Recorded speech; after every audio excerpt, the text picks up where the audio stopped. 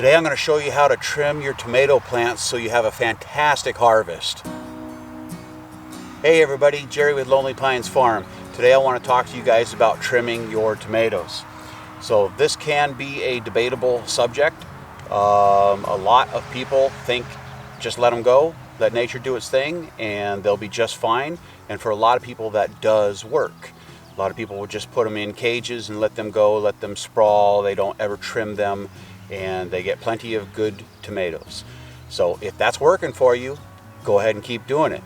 But if you find that you're getting too many leaves and not enough good quality fruit, it might be that you need to trim your tomatoes. So let's talk about the benefits of pruning your tomatoes.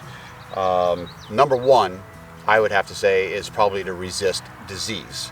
So a lot of tomato diseases like blight are carried on the soil. When it rains or you water, it splashes up. So if you trim some of the leaves from the bottom of your tomato plants, then that splash up can't reach your tomato, and so it reduces disease. Makes sense so far, right? Another reason for tomatoes, when you have multiples of them, it's nice to leave space in between so they get airflow. If you just let your tomatoes run rampant with no trimming whatsoever, they will grow together, just like this mess of potatoes we've got here. By the way, don't mind them, they're dying off. Almost ready for harvest. So let's see, another reason people trim their tomatoes, excuse me, is for access. Once you trim your tomato, you probably won't go back to doing it the old way, because it's so much easier to harvest the tomatoes. You can access them super easily. You can also see disease and pests a whole lot easier on a trimmed tomato. Now there is some debate about how much leaf you can cut off. Some people will say the plant needs the leaves to complete photosynthesis. And while that is true, I think we can usually agree that most tomatoes have tons of leaves and they're not going to have a problem doing that. So feel free to give them a decent haircut. Another fantastic benefit of pruning is that your plant dries out faster. Now, for a lot of people, if you water a plant and that moisture stays amongst all of those leaves, it's setting a prime atmosphere for disease. So if you prune, you have less overlapping leaves, fewer leaves in general, evaporation happens faster, and you have a better chance of your excuse me, and you have a better chance of your plant going to bed at night without being damp. Now there is an argument that you could take off too many leaves and actually scald your fruit. Again, we are in Zone 8, Olympic Peninsula of Washington, so we don't have 100-degree days. I have not, to the best of my knowledge, ever had a tomato scalded by the sunshine. But if you live in Texas or Arizona or some other hot place in the world, you might have a totally different experience. So bear in mind where you are. I do know a lot of people that intentionally leave guard leaves on their tomatoes above their tomato clusters so that they don't get burnt. Does it work? Is it beneficial? Is it necessary? I'm not sure, but in a hotter area, you might want to consider it. Here, I really don't think about it at all. I trim everything from the bottom up to the first cluster of fruit, and when that cluster of fruit is harvested, I keep on trimming. So eventually they're naked on the bottom. Now another debatable point about pruning is, does it help or hurt your production?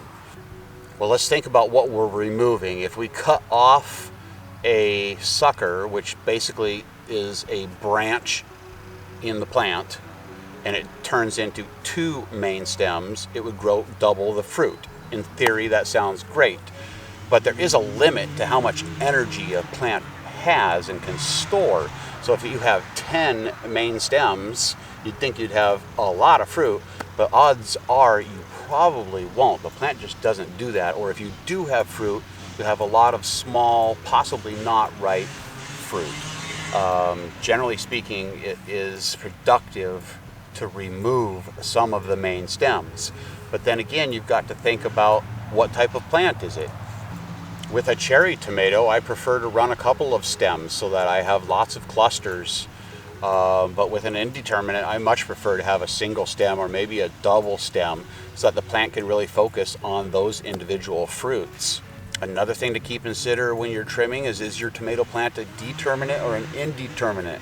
If it's an indeterminate plant, it's going to keep on growing. So don't trim that center bud. If it's a determinate plant, then that plant usually will mature and then produce and then die off. In some areas, they do keep living and produce more tomatoes, but generally speaking, a determinate tomato is determined how long it's going to live.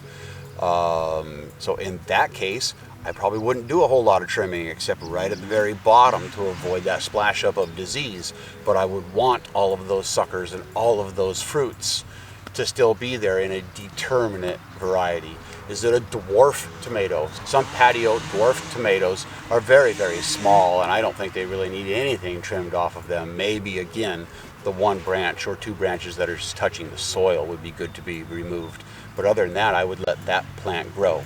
So find out what kind of tomato you have, and then is it a determinate or an indeterminate, and that will dictate a lot to you how you're going to trim if you need to trim. Time out so Laura can interject. Strawberry delivery. Strawberry, my strawberry. Now, on the topic of topping your tomato, I do think that you should leave your tomatoes to grow. Don't ever top them, except about 4 weeks before your average first frost date, or if you see that your tomato is going to go down to disease. The reason being, new tomatoes or flowers, 4 weeks before your frost, they will not turn into good tomatoes for you. They don't have enough time. So I cut my tops approximately a month ahead of last frost so that all the energy goes into the existing tomatoes. And usually by that time we have plenty anyway. All right, so let's get to trimming some tomatoes. So I grow all of our starts from seed. So I know these were in a little 3x3 when I planted them in there. So I'm gonna move the stake about 6 inches behind the plant as I drive it. Best case scenario, you would put this in as you planted it. I didn't have enough time, but I'm not too concerned about it either.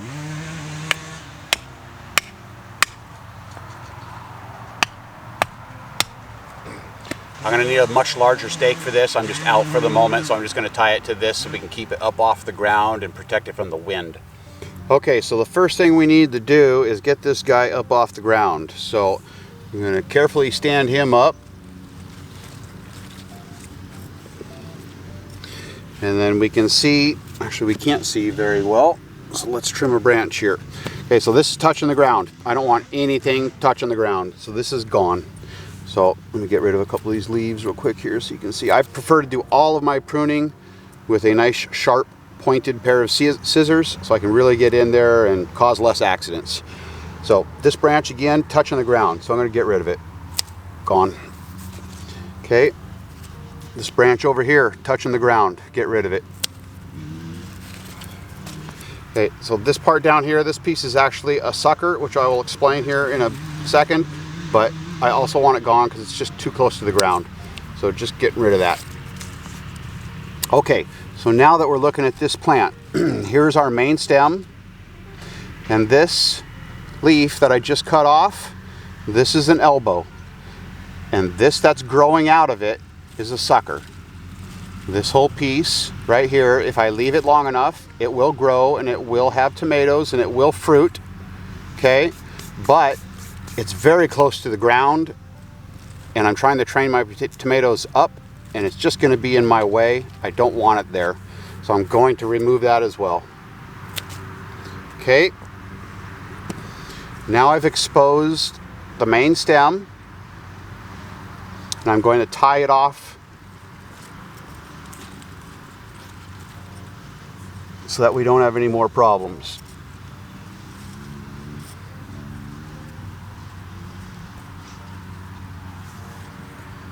All right, so this plant, main stem, and then here's a leaf, and this is a sucker, okay? This is the main stem.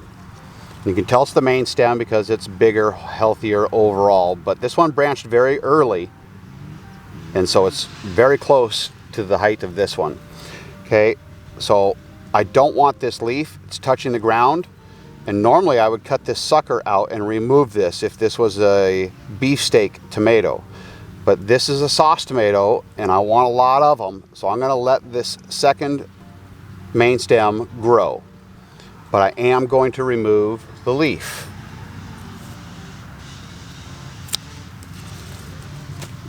So now we have a main stem, and we've let this sucker become a branch. So now we're going to have 2 main stems, okay? So again, if you follow this up, here's a leaf. This is going to be a sucker. We don't want any more suckers. So I just reach in here and just pinch that off. Sometimes you can just grab them and just kind of pop them and pull them a little bit, and they'll pop right out of there. As I come farther up, here's another one. We don't need that. Let's get rid of that. Again, come farther up, there's another one. Get rid of that. That's my favorite job, picking suckers. Right?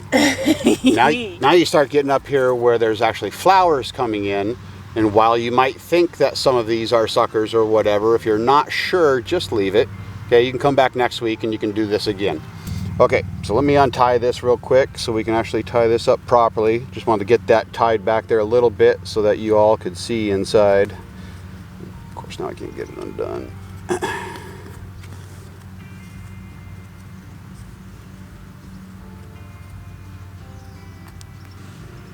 All right, so then for a more permanent tie on this particular plant, we try to make one vine or stem go up each side.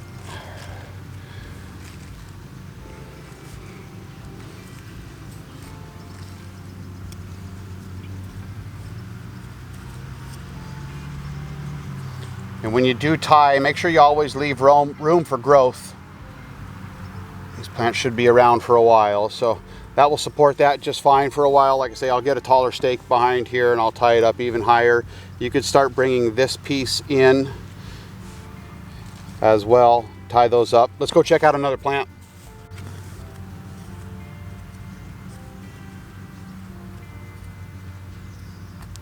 So this is a chocolate cherry tomato, and I'm going to remove all the growth from the bottom, but I'm going to leave all of the suckers on the top.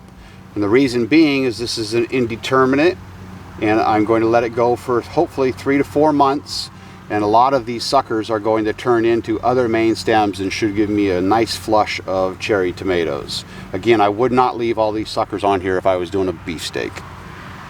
All right, so if your tomatoes aren't doing really well, you guys, and you've got a lot of leaves but wondering where your fruit is, give them a haircut. Good trim, your tomatoes will respond really well. Thank you so much for watching this video, guys. We really appreciate all of the likes and the comments. If you've got questions, feel free to ask. And if you're looking for ideas on trellising, remember we do have a trellis video as well. We'll run down quite a few options that you can tie your plant up to, and then you can get to trimming. Hey, you guys, thanks so much for stopping by. I'm out. Happy growing.